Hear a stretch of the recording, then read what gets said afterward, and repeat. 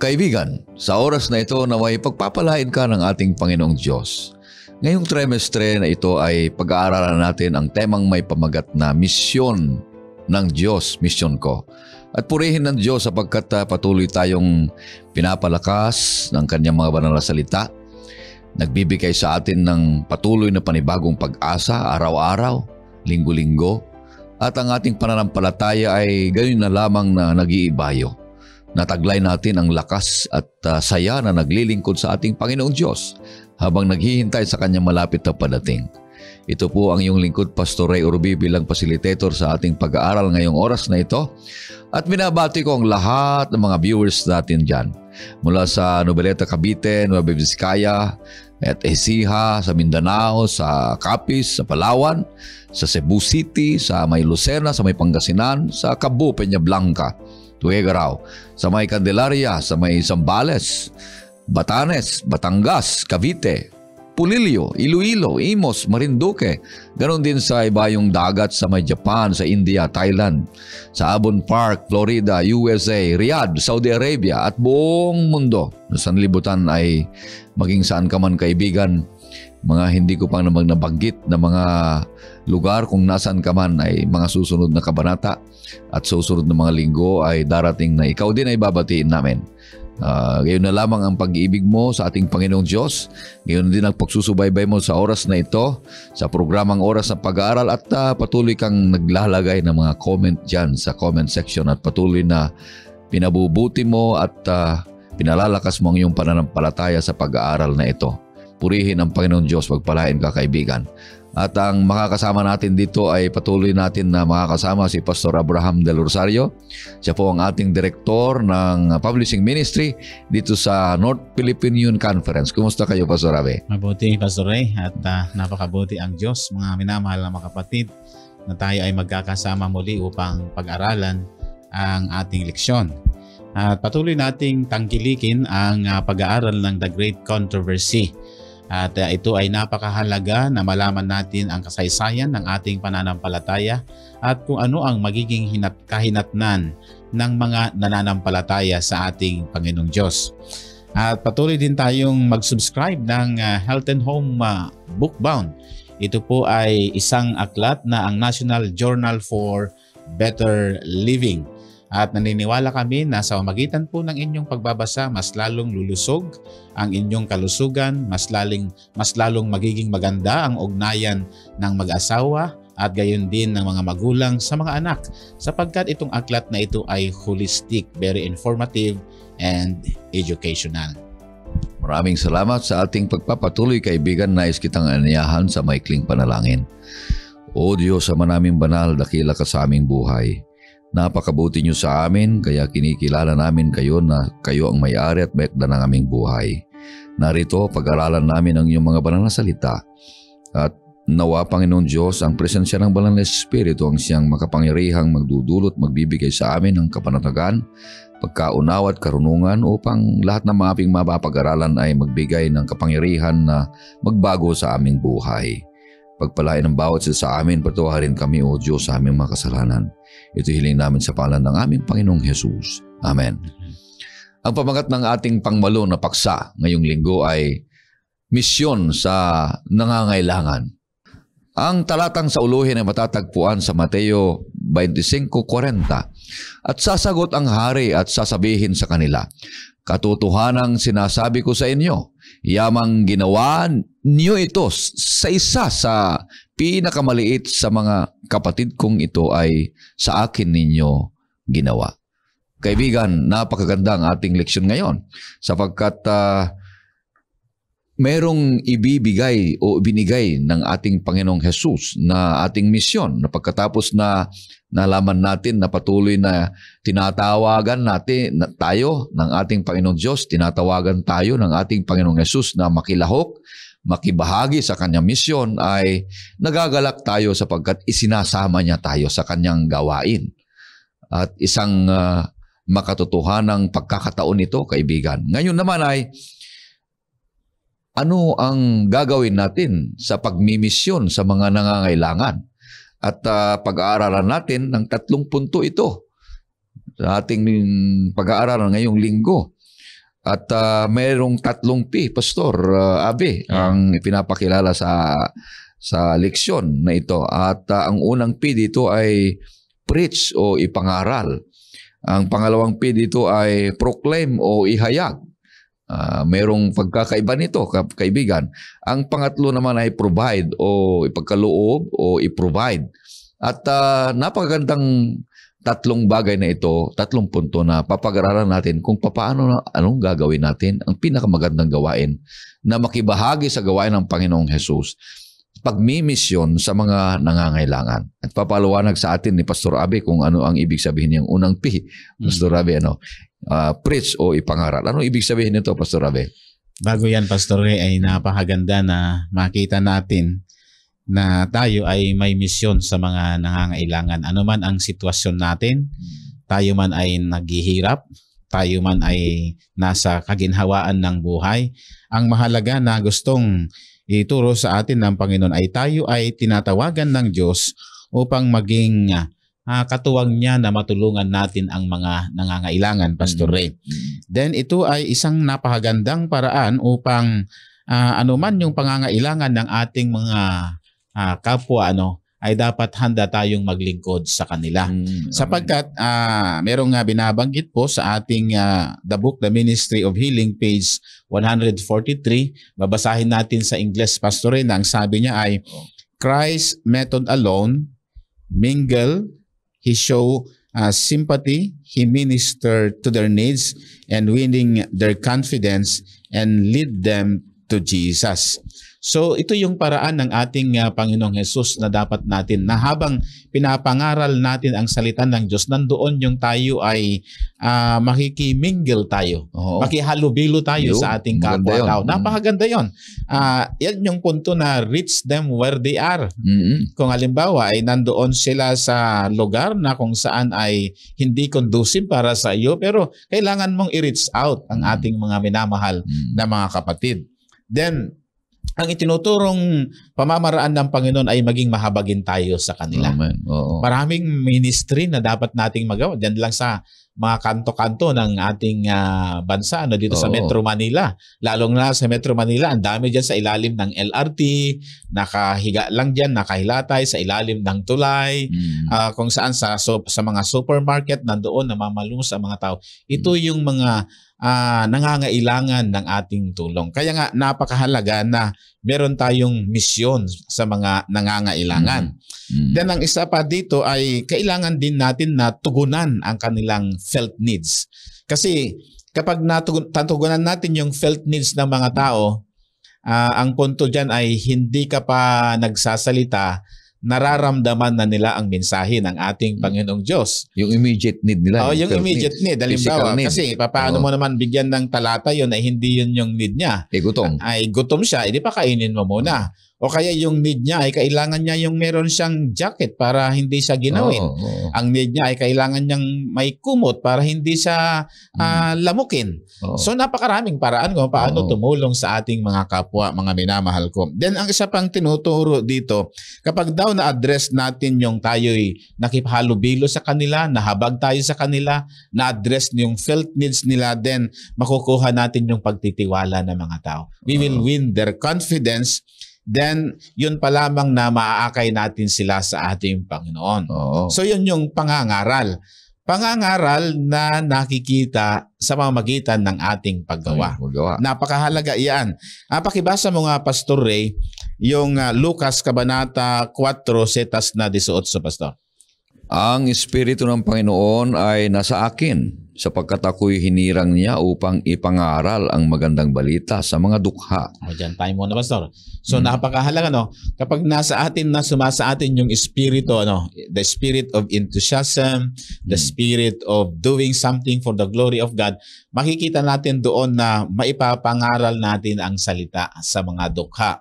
Why dukha? Kasi wala na silang pag-asa sa mundong ito Ang bukod tanging pag-asa na lang nila ay makarating doon sa langit na bayan. Wala naman silang tahanan, wala silang mahigaan, wala silang masilungan, wala. Pati pagkain ay wala. So wala din silang security of tenure, wala silang pensyon, wala silang medical aid. Lahat ng aid ay wala. Kaya tayo ay pinagpapala ng Panginoon para pagpapala sa mga dukha. Yun yung point maipangaral ang salita ng Diyos sa mga dukha, Pastor. Then ituloy mo yung talata pa, Pastor. Ako'y sinugo niya upang ipahayag ang paglaya sa mga bihag at ang muling pagkakaroon ng paningin sa mga bulag upang palayain ang mga naapi. Naalala ko, may nabasa akong kwento, Pastor Ray. Ay merong isang bata na naglalakad at dumating sa isang tahanan, uhaw na uhaw. At humihingi siya ng tubig sa isang ina. Ngayon, nung humingi siya ng tubig, imbes na tubig ang ibinigay ng ina, isang basong gatas. Pagtagal ng maraming panahon, ang ina ay nagkasakit. Ang inang babae ay nagkasakit at na-hospitalize siya. At talagang kinakailangan ng isang espesyalista para mapagaling ang kanyang karamdaman. Ngayon nabaon siya sa utang sa pagkarami-rami ng kanyang babayarang bill sa hospital. Then, paano ka makakalabas ngayon? Sabi ng accountant, ay wala kang pangbayad. Ay napansin niya, after ng ilang mga oras, ay nirelease siya kaagad. At tapos, anong nangyari? Bakit nirelease ako kaagad? Sino nagbayad? Sino nagbayad? Then, merong isang note doon na natanggap ng matanda.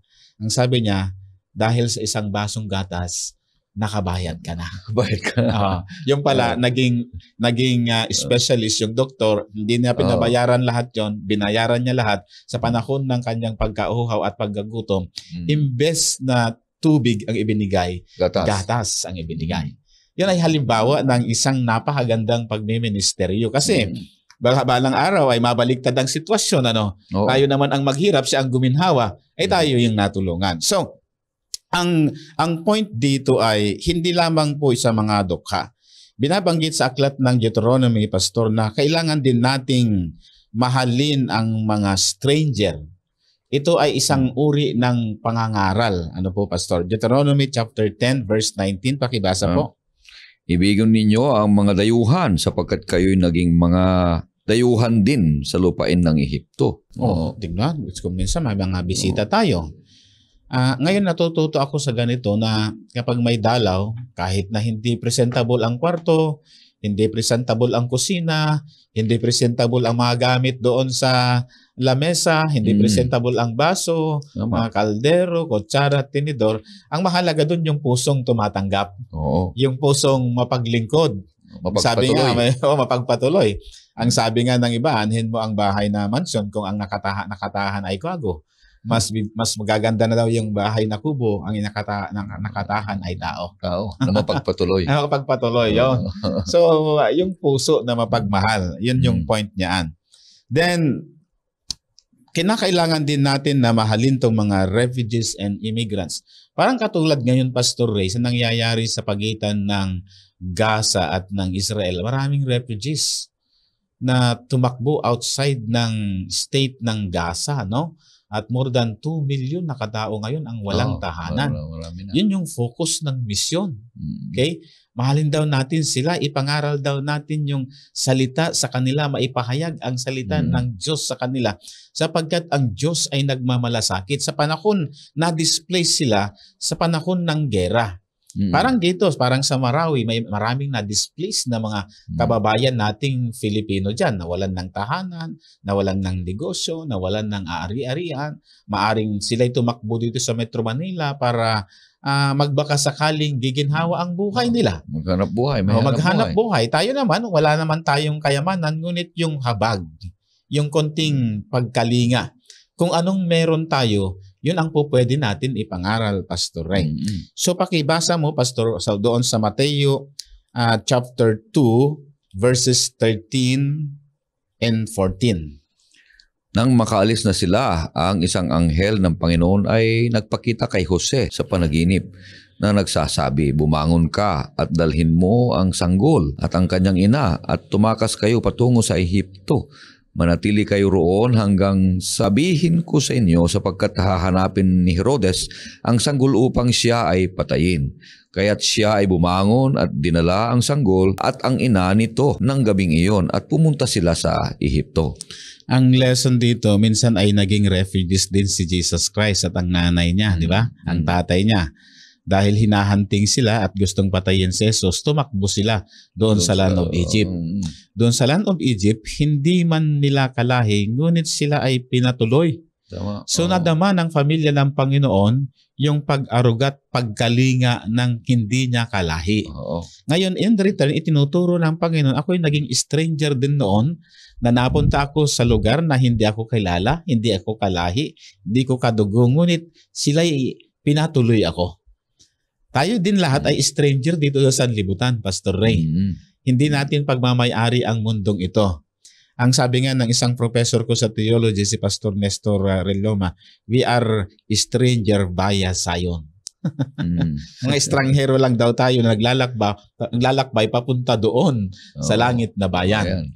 So, marami dyan ang mga stranger. Halimbawa, yung pumunta dito sa ating compound, ano? At galing sa malayong lugar, galing Bicol, galing Abra, galing Ilocos Norte, galing Cagayan, Isabela. Ngayon ay wala silang matutuluyan. Ang mahal ng hotel fee dito, ang pinakamababa siguro dyan ay nasa 1,000 pesos. Ano? May mga hotel dyan na mababa pero hindi naman dignified tignan. Ano? Mahirap na puntahan yon. So, ito yung ating ministry, mga kaibigan ko. Yung pag-ibig una sa mga bisita, sa mga stranger, pag-ibig sa mga displaced na mga tao, at pag-ibig sa mga immigrants galing sa ibang bansa na patuloyin natin sila. Okay? At dito, naipapakita natin yung tinatawag na selfless love. Pagmamahal na tunay sa ating kapwa. Pakibasa mo, Pastor Ray, sa Aklat ng Mga Awit, Kabanata 146, setas na 9. Iniingatan ng Panginoon ang mga banyaga, kanyang inaalalayan ang babaeng balo at ang ulila. Ngunit ang lakad ng masama ay inililihis niya. Tignan mo, kapag tayo ay tumutulong sa mga alila, ano natin yung mga banyaga. Mga banyaga. Ay babaeng balo. Ito yung hindi nila kayang tulungan ang kanilang sarili. We need to help those who cannot help themselves.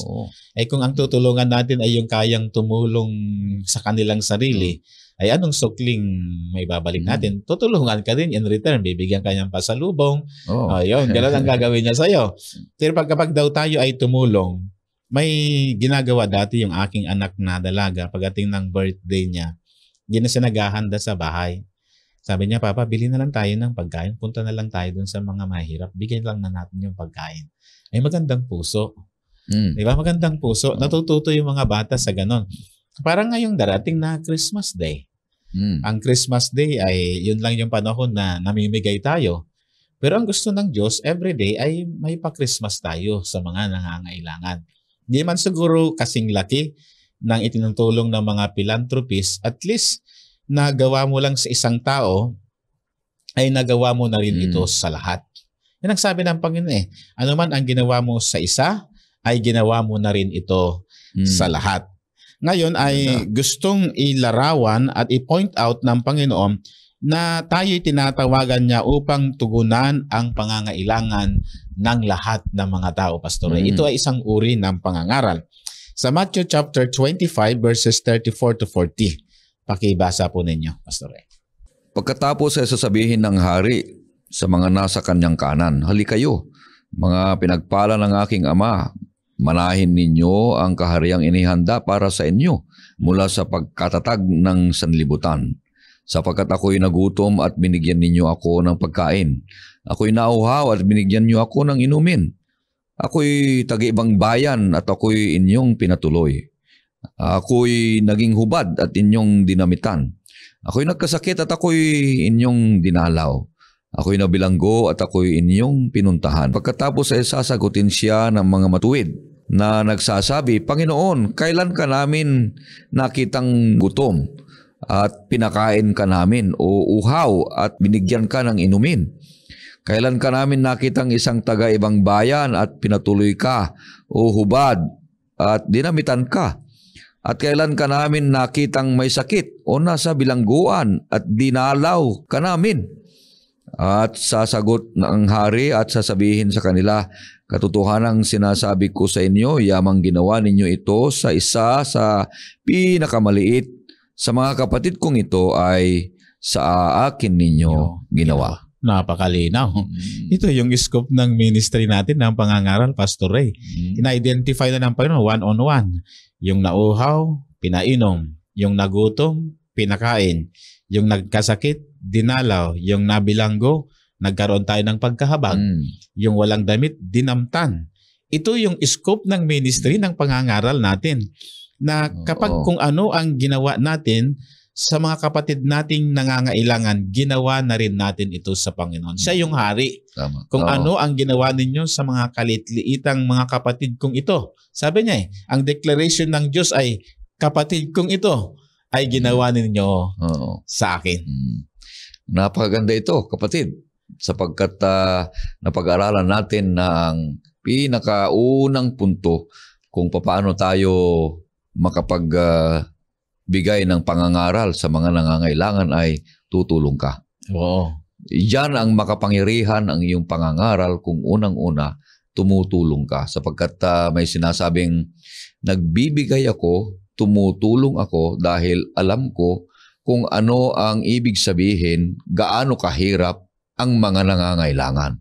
Ayun. Nasubukan na niya yung gaano kahirap ang mga nangangailangan. Kaya nung nagkaroon na siya, tumutulong na siya dahil alam niya ang damdamin at nangangailangan. Yeah. Batid niya yung karanasan ng mga taong nangangailangan. Kaya ganoon na lamang ang kanyang pagtulong sa mga kapwa. Kaya ang kanyang pangangaral ay makapangyarihan. Ano po, Pastor? Yes. Sa pangalawa tayong punto na letter P ay ihayag. Anong ibig sabihin nito, Pastor Abi? Ihayag ang mga kapangyarihan ng Panginoong Diyos. Alam mo, Pastor, ngayon ko lang naintindihan yung ginagawa natin kapag tayo nangangaral sa pagkatapos na may pangaral natin, naramdaman ng mga tao. Kasi di ba nagagawa natin yung meron tayong prices, nagbibigay tayo ng noodles, nagbibigay tayo ng canned goods, mga kilo-kilong bigas, kuminsan mga prices. Parang nakakatulong ng malaki yun. Nakita ko ngayon na nakakatulong ng malaki yun sa ating pangangaral. Kasi nadama ng mga tao, hindi lang yung pangangaral ng salita ang napakinggan nila, kundi naramdaman nila mismo pati yung iyong pangangaral. Kasi ang pangangaral ay ipakikita mo ang salita ng Diyos sa magitan ng iyong pagkilos at pagtulong. Yung paghahayag ay ito yung ginagawa mong konteksto ng nabasa mo sa Biblia na ito naman ay nakita sa buhay ng ating paglilingkod. Sa paglilingkod natin nakikita doon yung magandang pakikitungo, magandang pangangapit bahay, magandang pagtulong sa mga nangangailangan sa komunidad. So, kuminsan, naranasan mo na bang naglakbay doon sa Bicol, my friend? Na meron tayong yung sa bitukang manok. Napakarami doon. Kaya si Mrs. ko ay naghahanda yan ng maraming limang piso. Para nakakatuwa din. Ang sarap sa puso. Ang sarap sa puso. Kaya pala si John Rockefeller, kung natatandaan mo, nung siya ay at the age of 25 ay naging millionaire siya. Napakasipag. At the age of 50 ay naging billionaire siya. Ngunit nung nagkasakit siya, tinaningan yung kanyang buhay at wala pang 1 taon ay mamamatay siya. Ang ginawa ni John Rockefeller at the age of 50 may tanin na ng buhay. At the age of 50, may tanin na ang buhay niya. Ang ginawa niya ay tumulong. At napasaya yung puso niya. Namatay si John Rockefeller at the age of more than 90 years ang kanyang buhay kasi na-exercise niya yung pagtulong. Nakakatuwa pala sa puso yun, nakapagpapataba ng puso. Kaya itong mga Chinese na mga kaibigan natin, may angpao sila. Mo yung angpao? Pagdating ng Christmas party nila at saka New Year nila, may angpao at tinutulungan nila din yung mga mahirap kasi masarap pala yun sa puso, Pastor Ray. Ngayon, titignan natin na ang pagpapahayag, we need to practice building bridges. Para bagang tayo ay nagtatayo ng mga tulay sa pagitan natin at pagitan ng Diyos, itong mga tao. At yung tulay na yun ay makakarating sila sa ating Panginoon. Pakibasa, Pastor Ray, doon sa Mateo chapter 8, verses 28 to 34. Titignan natin itong mga magagandang talatang ito, Pastor. Nang makarating si Jesus sa kabilang pampang, sa lupain ng mga Gadareno, ay sinulubong siya ng dalawang inaalihan ng mga demonyo na lumabas mula sa mga libingan. Napakabangis nila, kaya't walang makadaan doon. Sila ay sumigaw na nagsasabi, anong gagawin mo sa amin o anak ng Diyos? Naparito ka ba upang pahirapan kami bago dumating ang takdang panahon? Sa may kalayuan sa kanila ay may isang kawan ng maraming baboy na nanginginain. At nagmakaawa sa kanya ang mga demonyo na nagsasabi, kung palalayasin mo kami ay papuntahin mo kami sa kawan ng mga baboy. Sinabi niya sa kanila, humayo kayo. Lumabas nga sila at pumasok sa mga baboy at ang buong kawan ng mga baboy ay bumulusok sa bangin patungo sa dagat at namatay sila sa tubig. Tumakas ang mga tagapag-alaga ng mga iyon at pagpasok nila sa bayan ay sinabi nila ang buong pangyayari at ang nangyari sa mga inalihan ng mga demonyo. Lumabas ang buong bayan upang salubungin si Jesus at pagkakita nila sa kanya, pinakaiusapan nila siyang umalis sa kanilang nasasakupan. Kung nakita ninyo na ang Panginoon ay nakarating ang kanyang paglilingkod maging sa lugar na hindi niya nasakupan. Kaya ito yung point, mga kaibigan ko, na napakahalaga na pwede rin tayong pumasok sa mga unentered territories. Kinakailangan nating maipahayag ang kalooban at karunungan ng Diyos sa mga lugar na hindi nakakaalam pa ng salita ng Diyos. Yung presence pa lang dito ng Panginoon ay dinagsa na siya ng buong bayan eh. Gumawa siya ng isang napaka pangkaraniwang kababalaghan sa mata ng mga tao at napalayas yung mga demonyo doon. At yung mga demonyo ay napunta sa mga baboy. Ibig sabihin, ang Diyos hindi lang siya concerned sa kanyang sariling community. Concerned din siya sa mga taga-ibang bayan. Kaya nga pinalayas niya yung demonyo sa isang lalaking inaalihan. Kaya tayo po marami tayong ministry. Kaya lang kapag ikaw ay nagpalayas ng demonyo at hindi ka handa ay ipapahiya ka ng demonyo sa harapan ng tao, no? Pero dito ay ang Panginoon, handang-handa siya kasi siya ay Diyos. Nagpalayas siya ng mga demonyo, tanda na siya ay isang ating Panginoon. Yan yung sinasabing practicing or building bridges to the people. Then ngayon, pag-aaralan natin na kailangan natin ipahayag ang kalayaan sa mga nabihag. Sa Marcos Kapitulo 1, Kabanata 14 at 15, pakibasa, Pastor Ray. Pagkatapos madakip si Juan, pumunta si Jesus sa Galilea at ipinangaral ang ebanghelyo ng Diyos na sinasabi, naganap na ang panahon at malapit na ang kaharian ng Diyos. Kayo'y magsisi at manampalataya sa ebanghelyo. Tingnan mo, napakagandang So ang pangangaral ng ebanghelyo, sang-ayon dito sa pinag-aaralan natin, ay dapat ang pagkapangaral ng ebanghelyo ay nararamdaman ng mga tao yung tunay na kapayapaan na buhat sa banal na Espiritu. Nababago yung kanilang pamumuhay, nababago yung kanilang pananaw. Nagkakaroon sila ng panibagong direction at connection sa ating Panginoon. Yan yung mga ilan na dapat na maihayag natin sa mga tao. Yung pangangaral na walang discrimination, pangangaral na para bagang magkakapatid lahat. Walang pagtatalo tungkol sa banal na kasulatan, kundi pag-aaral na masinsinan para mabago po ang mga tao, Pastor Ray. Then dito, sa John chapter 4 verses 1 to 26, din na natin pwedeng basahin ito. Napakahaba to, Pastor Ray. Ang pangangaral o pagpapahayag ng salita ng Diyos, reach people wherever they are. So, papaano yan? Yung mga mahilig sa Starbucks. Pupunta rin tayo sa Starbucks. Halimbawa, yung nadun sa palengke. Maganda. Ngayon may mga ministry, ang mga literature evangelist, nagbabas ministry sila, nag-jeepney ministry, nagta-tricycle ministry. Ay kagandang ministry yan. Na hindi naman yan a-attend sa simbahan natin. Hindi naman a-attend doon sa pagtotolda natin. Nandoon sa palengke, pwede ka maglagay doon ng iyong trompa at ng amplifier mo at ng sound system mo. Di mangaral ka doon sa kanto doon. Once a week. May guts kaya tayo ng ganon, Pastor? Mahirap. Ito yung sinasabi sa John chapter 4 verses 1 to 26. We need to reach people kung nasaan sila. Kung nasaan sila. Yung namang nagtitinda ng gulay sa palengke, wala nang panahon niya pumunta doon sa simbahan para makinig ng salita ng Diyos. Pero doon sa lugar nila, kahit busy sa pagtitinda yan, Pastor Ray, nakikinig din yung tenga nila sa salita ng Panginoon. Tama. Yun yung pagpapahayag na. Ngayon ay titignan natin na ang pagpapahayag ay dapat ma-relieve at ma-restore ang mga dignity o karangalan ng mga kababaihan. Halimbawa ka itong mga kapatid natin na nandyan sa bahay aliwan, kailangan din nila ang salita ng Diyos na kagaya ni Maria Magdalena. Pakibasa, Pastor, sa Mateo chapter 15 verses 21 to 28. Umalis doon si Jesus at pumunta sa nasasakupan ng Tiro at Sidon.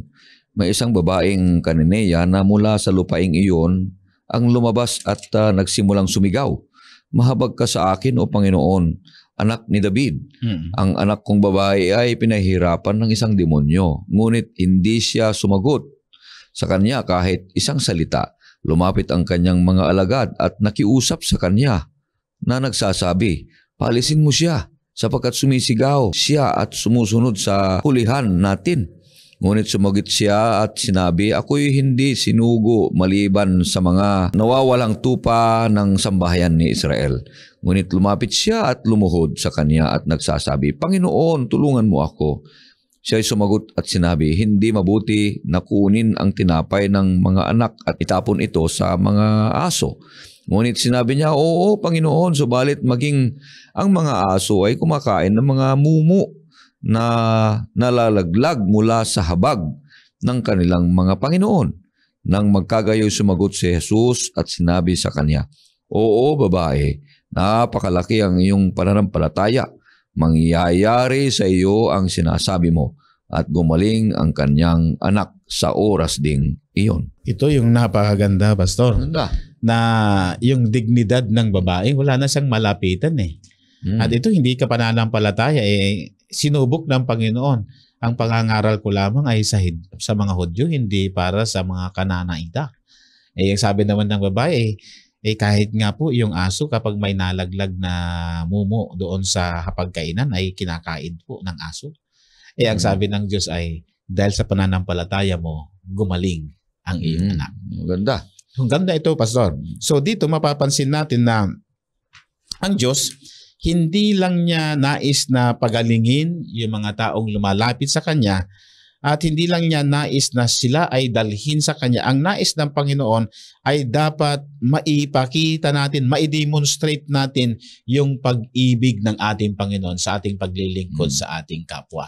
Dito ay isang katunayan, Pastor, na naihayag ang pabalita ng Diyos. Balance, naihayag sa kapananampalataya niya at naihayag din sa hindi niya kalahi ang salita ng Diyos doon sa langit. Napakaganda, Pastor Rabe, mga kaibigan at kapatid, na ang pagpapahayag ay pagpapakilala na mayroon ng pagbabago. Yung pagpapangaral ay tutulong ka muna. Dito pagpapahayag ay pinapakita mo na ang kapangyarihan ng Panginoong Diyos na nagbabago ng buhay, pati ikaw at yung mga taong nakakasalamuha mo. Kaya magandang balita ito, kaibigan. Ang bawat isa sa atin ay sa ating iglesia, maging saan ka man kaanib, ay gagamitin ka ng Panginoon Diyos na maghahayag ng salita ng Panginoon Diyos para mawala na yung kapit ng demonyo sa mga taong kinakapitan o kaya napuposes. Ikaw na ang kapangyarihan ng Panginoon Diyos na gagamitin na magpapalabas na ng demonyo sapagkat meron kang matibay na pananampalataya at katapatan at relasyon sa ating Panginoong Diyos na hindi ikaw ang dahilan para umalis, kundi pangalan ng ating Panginoong Hesus, ng kanyang kapangyarihan. Kaya magandang balita ito, kaibigan. At ang pangatlo dito ay yung provide, pagkaloob at maibigay natin yung tamang tulong sa mga nangangailangan. Anong ibig sabihin nito, Pastor? Bago natin talakayin ito, Pastor, nasubukan mo na bang magpalayas ng demonyo? Ay, marami ng beses, Pastor Abe. Kung yan ang pinag-uusapan ay marami na. Dahil unang-una, doon sa Batanes, sa Calayan Island. Doon kami nagkaroon ng unang sagupa ko sa demonyo yan. Ako sa Marikina City noon ay talagang niluhod ko ang tuhod ko, Panginoon. Makasalanan din po ako. Baka ma-recall ng demonyong ito yung pagkakasala ko ay mapapahiya kayo kasi ako lingkod na ng Panginoon. Ay di nag-confess muna ako. Pati mga kasama ko mag-confess tayo. Marami tayong kasalanan sa Diyos. Baka ipapahiya tayo sa maraming tao itong demonyo. Pagdating doon, yung bang talagang banggitin mo ang pangalan ng Panginoon, ay yung babae ay tila bagang sa kapangyarihan ng Diyos at ang kanyang espiritu, para bagang nagdahilan lang na nung wala naman akong kapangyarihan o Panginoon, ako din ay makasalanang tao na kagaya po niya. Ngunit may tiwala po kami na sa pangalan ni Kristo, ang demonyo ay aalis sa kanya upang mapayapa ang dalagang ito. Ay napayapa siya. Napayapa siya at pagkatapos noon ay bumangon na siya sa kanyang higaan. Sabi ko, purihin ang Panginoon at ikaw ay napakabuti. So, nagagawa natin yan, Pastor, kagaya ng ginawa ng ating Panginoon. Basta, gagamitin lang natin ang pangalan ng Panginoon. Ngayon, buti sa iyo, Pastor, baka sa amin, nagkuhurimentado na talaga na tumataas yung kanyang katawan. Delikado yun. Nagsasalita na ng babae siya, pero nagsasalita ng boses ng lalaki. Kaya yung mata niya ay nanlilisik. Oo. At saka tumitigas at diretso siya.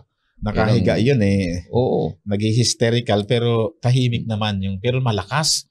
Kasi 4 na lalaki ang humahawak kaya niyang pumiglas So yun ay kapangyarihan na ng demonyo.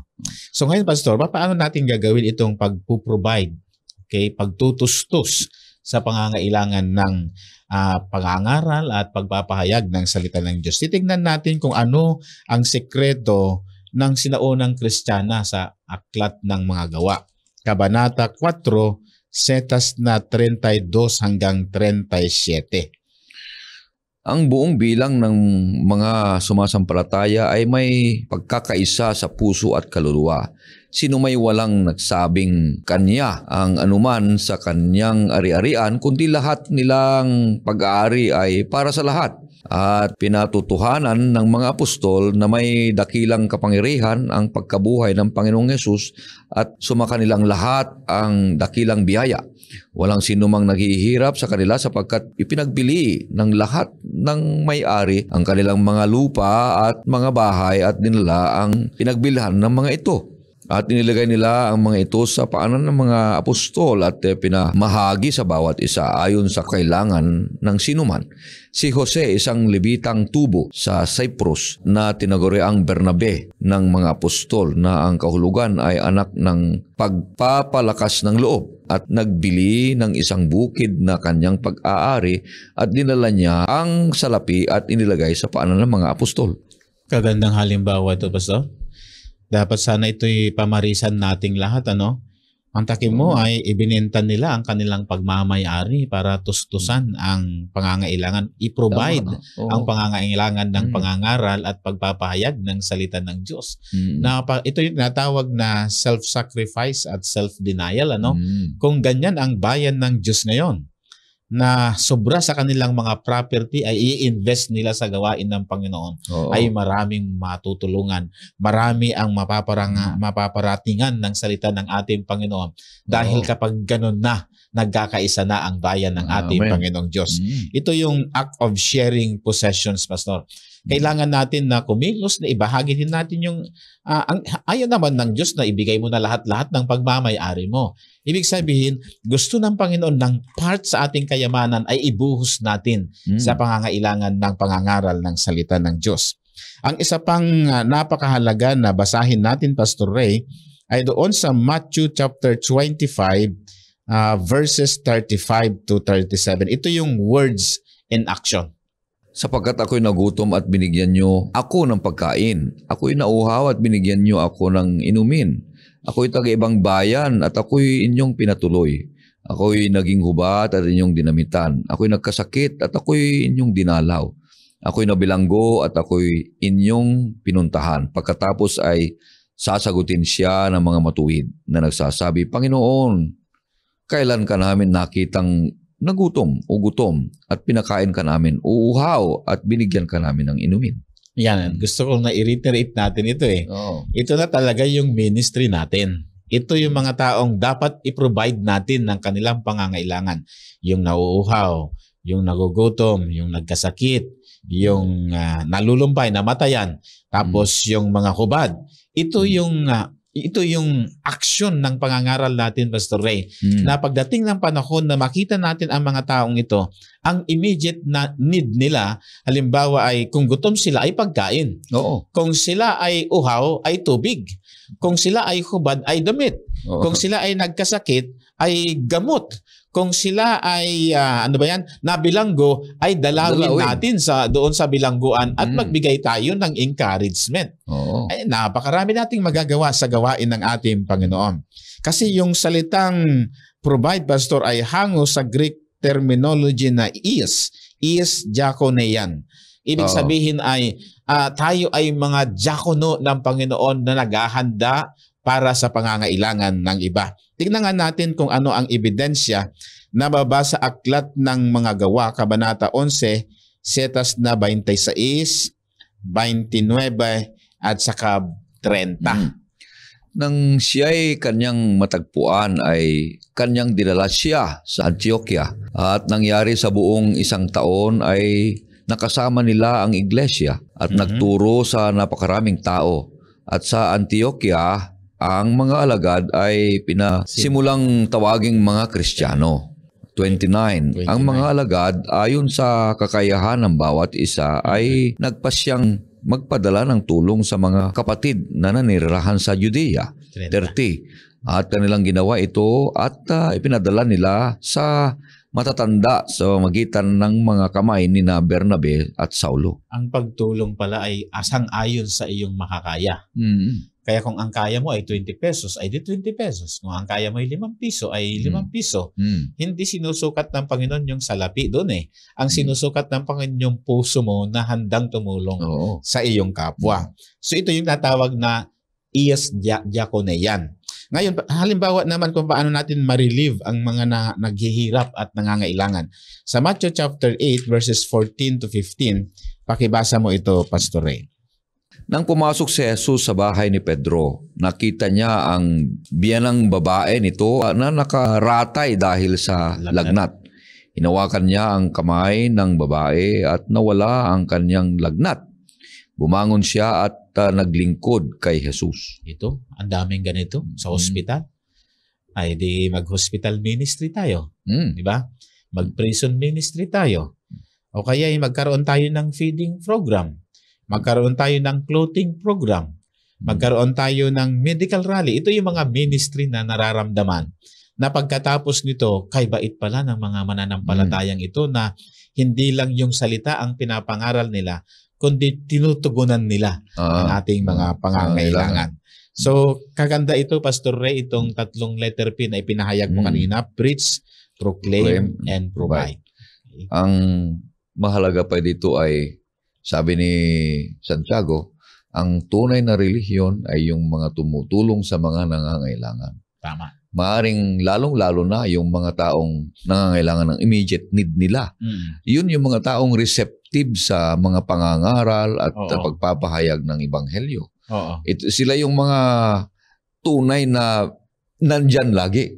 May mga taong may kaya, pero mayroon din silang pangangailangan. At yun ang hahanapin natin kung paano sila matutugunan yung mga kailangan na maibigay natin sa kanila. Para ang ebanghelyo ay pantay lahat. Hindi lang naman puro dun sa mga taong mga nangangailangan dukha.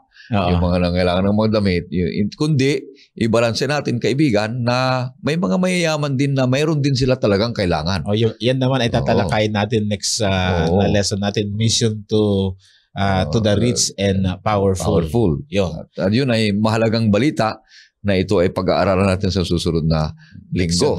Oo. Kaya mabuting pag-aaral ito, kaibigan, na itong 3 P na ito ay kailangan ipangaral ang salita ng Panginoong Diyos at ihayag, ipakita na yung tunay na pagbabago ng salita ng Panginoon sa kanilang buhay, na mawawala na yung espiritu ng demonyo o kaya yung makamundong buhay nila ay yung pagkabihag ng anumang mga kasalanan ay maihayag na mawala na sila doon sa lugar na iyon at pagkalooban pa rin natin ang patuloy na tulong sa mga taong nangangailangan. Ito ang gusto ko dito, Pastor Ray, kasi namamalas dito talaga yung likas ng Diyos sa atin. Ang isang maharlikang tao kasi ay hindi lang siya nagpakamayaman para sa pansarili, sa pamilya. Pinagpala talagang lubusan ng Diyos ang bawat tao para ma-contribute natin yung pagpapalang ito sa iba. Yun yung konseptong tinulong ng Diyos kay Abraham noon, na pagpunta mo sa lupain ng Kanaan ay pagpapalain kita at maging pagpapala ka sa iba. Oo. At sa magitan noon na ginagawa natin, Pastor Ray, dumarami ang katangiang kagaya ng ating Panginoong Diyos. Dumadami yung katangiang kagaya ni Kristo sa pamamagitan ng ating pangangaral, pagpapahayag, at pagpo-provide ng pangangailangan ng ating kapwa. Kasi disciple making yan, Pastor Ray. So ngayon, kapag nakita ng tao pala yung ganong ugali natin, nakikita nila sa buhay natin si Kristo. At tatanungin nila, ano kayang pananampalataya ng mga taong ito? Bakit kay bait-bait nila? Di ba? Hindi yung nangaral naman tayo pero debative naman yung dating. Para bagang pupulaan mo yung turo ng ibang mga tao, ay walang impact yun. Kundi para bagang nagtatanim ka ng puot at galit kapag very debative yung style ng pangangaral. Pero itong pangangaral na tinuturo ng Diyos sa atin ay isang pangangaral na abutin natin ang puso ng mga tao. Mayroon tayong mga kaibigan at mga kapatid, mga manggagawa na patuloy silang gumagawa ng gating paraan. Mayroon silang lugar na isang community na tumutulong sila doon. Walang puknat doon, Pastor, na talaga patuloy yan. Taon-taon yan. Hindi lang 1 taon, 2 taon. Kundi patuloy yan ay inaalagaan nila. Hanggang dumating ang panahon ay sabi ng mga taga-barangay ay ito yung iglesyang talagang tumutugon sa ating mga pangangailangan. A caring church. Na nag-iingat. Inaalagaan tayo, hindi lang yung mga kailangan natin. Nahalata nila na hindi lang yung bigay-bigay yung mga kailangan, kundi merong pangangaral na babago ang buhay nila. Kaya halos lahat ito ay naging kaanib ng iglesia. Sapagkat nahalata nila na ang iglesia doon na tumutulong sa kanila ay patuloy-tuloy at nagpapakita ng tunay na kaugalian bilang isang Kristiyano ng ating Panginoong Jesus. Ito yung Christ method alone, Pastor. Yung napakaganda yung mingling with them, yung sympathy, showing sympathy to them, then ministering to the needs, winning their confidence, then we lead them to Jesus. Ito yung pamamaraan ni Kristo sa pangangaral. Kapag nakuha na natin itong style ng ating Panginoon ng pangangaral, ay dadagsain tayo ng tao. Kasi maraming mga tao ang dadagsa sa atin. At maging ang mga mayayaman ay talagang yung puso din nila, matouch yung puso nila at gusto na rin nilang buksan ang kanilang kamay para itong mga kaibigan natin, mga kababayan natin ay madama nila ng lubusan ang pag-ibig ng Diyos sa pamamagitan ng ating paglilingkod. Ganda. Kaya ang unang-una sa lahat na sinabi mo dito, Pastor, ay yung mingling. Makihalubilo para malaman mo at makita mo ang sitwasyon, pangangailangan nila at doon naman. Magbigay ka pala ng bigas, marami pala siyang bigas. Kaya ipag-mingle ka muna. Mingle ka muna. Kung ano makikita mo, mahalata mo na kung anong kailangan ng isang tao para doon naman tayo. Kailangan niya ay counseling.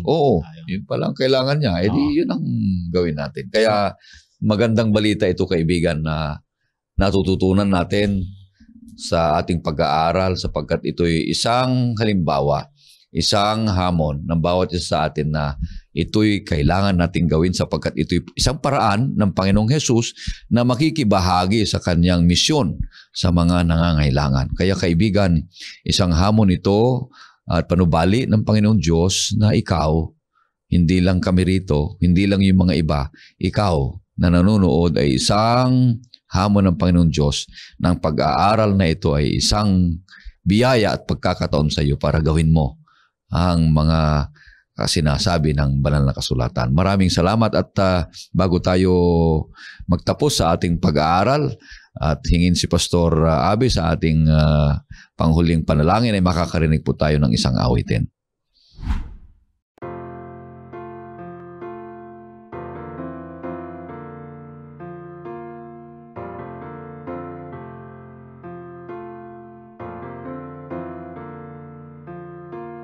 Narito ang iyong inirang, ipangangaral ang Ebanghelyong banal. Sa kabundukan at iba yung karagatan, susundin ang iyong kalooban.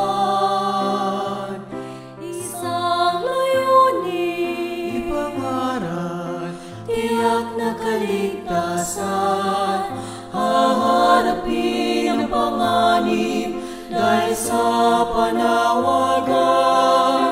Isugo mo, tatalimahin ang iyong lingkod, samahan mo kapangyarihan at mga kaloob. Batid ang dahilan sa aking pagsunod, isugo mo.